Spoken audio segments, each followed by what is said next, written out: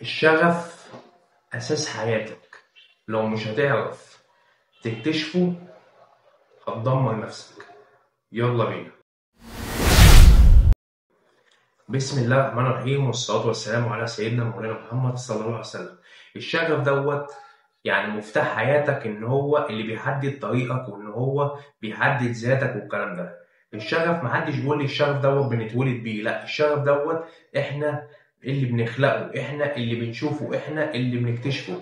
هتقول لي هكتشفه إزاي؟ أنا أقول لك: جرب حاجة وحاجة، يعني هتجرب حاجات كتير، والحاجة اللي انت حاببها، حاسس ان انت حاببها، وان انت بتنسى الوقت معاها والكلام ومش تقيلة على قلبك وبتنجز فيها، وان انت عندك مهارة فيها وكويس فيها، هي دي شغفك.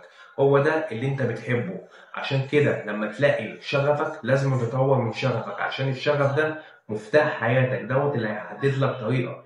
لازم تطور شغفك وتكتشفه في أسرع وقت. لازم تكتشفه في أسرع وقت. مش تقول لي أنا هقعد في البيت لغاية لما الشغف يجيلي وأعرف هعمل إيه في حياتي. لا، الشغف ده هو اللي بيحدد طريق حياتك. لازم تكتشفه في أسرع وقت.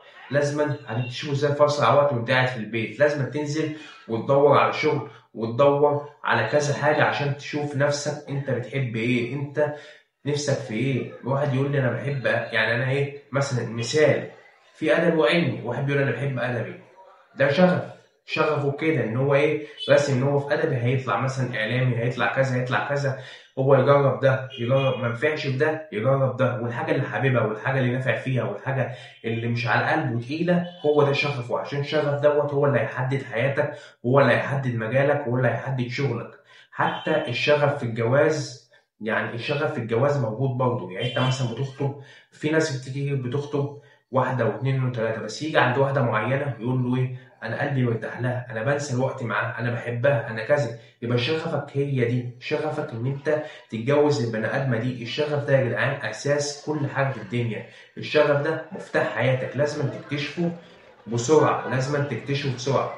بس الشغف ده ما بيجيش من يوم وليله، لازم تجرب كتير عشان تعرف تقارن الحاجه دي والحاجه دي. الشغف يا جدعان محدش يقول لك ده تتفرج على فيديوهات كتير ويضحكوا عليك ويقول لك الشغف انت بتولده، وانت يعني بيبقى مولود فيك والكلام وربنا هب لك ليه.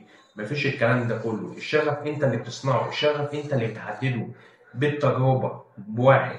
يعني انت مثلا جربت واحد اتنين وتلاتة وفشلت، وجربت رابعة نجحت، يبقى هو ده شغفك. يعني ممكن تروح شغل انت مش حابه، بس انت تكتشف مهارة وتتعلم مهارة تغير مجال شغلك وتحبها، يبقى ده شغفك، ده حياتك. فهمتوا يا جدعان؟ وهنا خلصت حلقتنا. اتمنى لو الحلقة عجبتك اعمل لايك واشتراك وانتظر كل جديد.